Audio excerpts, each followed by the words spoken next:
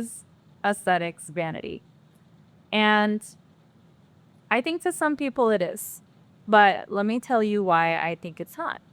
So, as an aesthetic injector, I see dozens of women every single day. I sit down, I talk with them, and these are the things I'm hearing, I don't like what I don't like what I see in the mirror.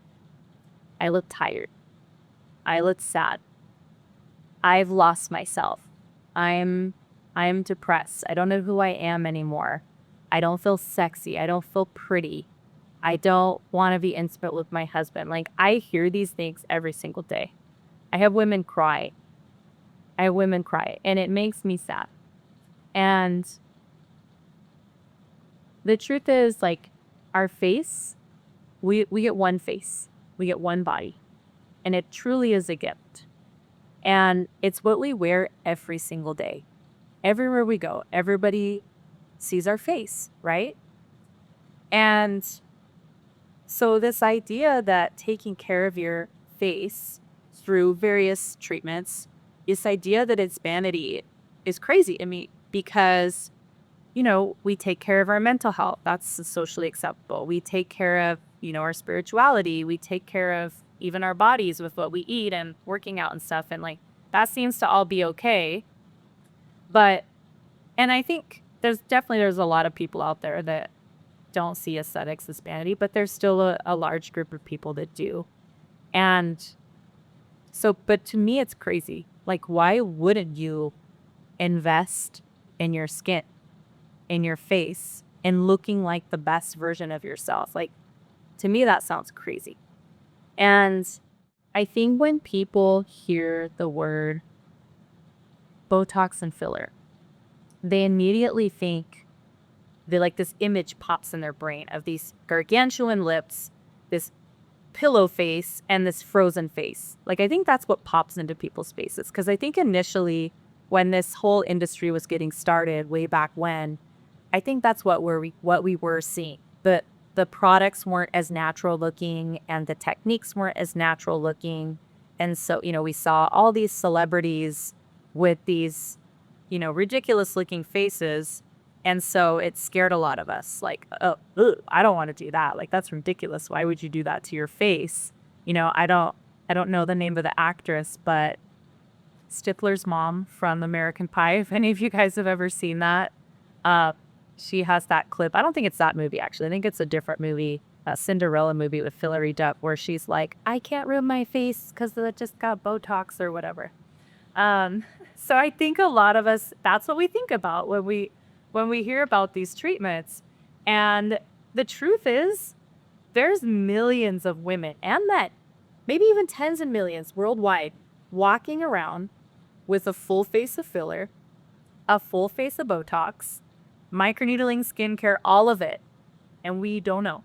We would never know because they look completely natural. They look amazing. And we all just like, oh my gosh, that girl has good genetics or whatever. But that's the truth. There's a lot of people walking around out there who just look totally natural. And that's the goal. Like, that's what we want. Yes, there's the women out there who want the gargantuan lips and don't mind looking fake. And that's fine. Like, that's totally fine. It's not my style. But most of us just want to look natural. And it's totally possible. So I think it's kind of gotten a bad rap. And it's not vanity, though, because what I see with these same women that are coming in and telling me, I don't feel confident, and everything that I mentioned before, after we start their treatment plan and after we've gone down the road and they've had a few treatments, like, what I'm starting to hear from these women is like, I love taking pictures. I feel beautiful. I look refreshed. I look sexy again. Like, and it's this confidence that carries over into other aspects of life. Like, it's not even about just like the physicality of it. Like, it's so much more than that, because you're never going to convince me. I don't care who you are, but like, when you look and feel your best, like, you're confident. You're confident in your relationships. You're confident in your job. You're confident with how you show up in the world. And so it does make a difference. And so I think it's important to invest in yourself and take care of yourself. So vanity, I feel like, can be just defined by, I think if it becomes a total obsession in your life and you're like, oh my gosh, this spot and this spot and this imperfection and that imperfection, and you're just like constantly chasing perfection and it's like never seem to be satisfied. Like to me, I feel like, yes, that can be vain. That's vanity. Like when it kind of just like consumes your life and takes over, what's most important. But I think that differs from self-care, and both, I think you can get treatments for vanity and I think you can get treatments for self-care. For me, these treatments are self-care. So these treatments are to help me feel more confident, to help me feel refreshed, to help me feel like the best version of myself. I'm not trying to live 20. I don't care to look 20 again because I'm not 20. I just want to look like the best 43-year-old that I can look. I think the stigma around appearance-based choices has been around for a long time. I think, in the early 2000s when fillers and Botox was kind of gaining more popularity, and I think, people really started like labeling it as vanity kind of right off the bat, and it was like only for the rich and famous type of a thing. The industry's changed so much. I mean, we've come so far from like the initial products and procedures and techniques, and it's definitely become more mainstream. It's like women going to get their hair done. Like, I got to go to my hair appointment. Now it's like, hey, I got my Botox appointment. Whereas 10 years ago, like no one wanted to admit that they were doing Botox, but we're all doing it. So, but I definitely think it's become more socially acceptable, but I still think there's a large group of people out there that are like, oh my gosh, I would never do that. Like, I'm so vain. So God gave us one body. He gave us one face, and our body's a gift. Our face is a gift. And I think that we need to be taking care of ourselves to the best of our ability. And not everybody wants, everybody's different in what they want to do with their body and how they want to treat it and this, that, and the other. And that's fine. But the point I'm trying to make is that it's okay. Like, however you feel best and whatever treatments that you feel like are going to help you feel your best, like, that's up to you. And you should be able to do that without judgment. And like, I do think that these treatments give women more confidence. That confidence spills over into other areas of your life. Like, this is the face that you wear every single day. People spend money on their daily Starbucks, or people go to Chick-fil-A every day. I mean, I go to Chick-fil-A a lot. And, then I have people come in my office telling you that these treatments are too pricey. And I'm just like, okay, like, I get that. But taking care of yourself is an investment. So would you rather like spend it on these daily things that we spend our money on that make us feel like crap?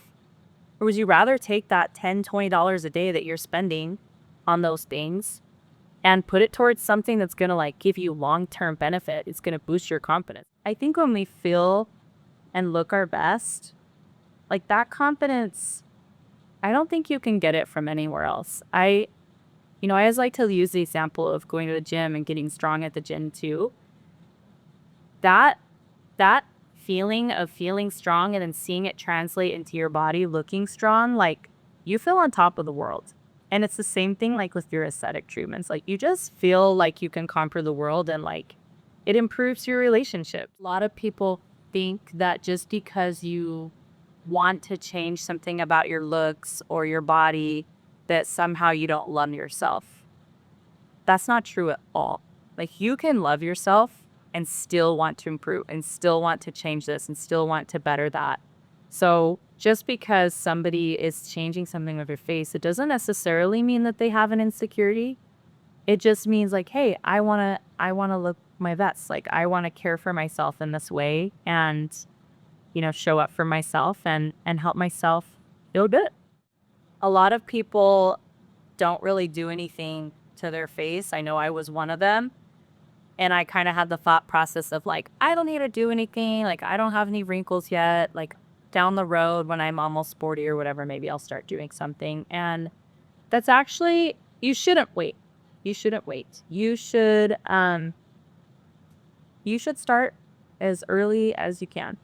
it doesn't necessarily mean you have to start with like Botox or fillers, but you should definitely start with some form of like skincare at home or facials or chemical peels, because it is so much easier to prevent and to maintain than it is to kind of correct. And yes, we can correct. It's never too late. I always say that is never too late. It just makes it a lot easier when you develop those habits younger and you maintain them as you get older. You age so much more gracefully. You know, we're kind of in the world of like self-help and mental health and all of that, which is so important. Like I fully believe in all of that. And it's, you know, it's socially acceptable to like want to spend time and money on improving your mental health.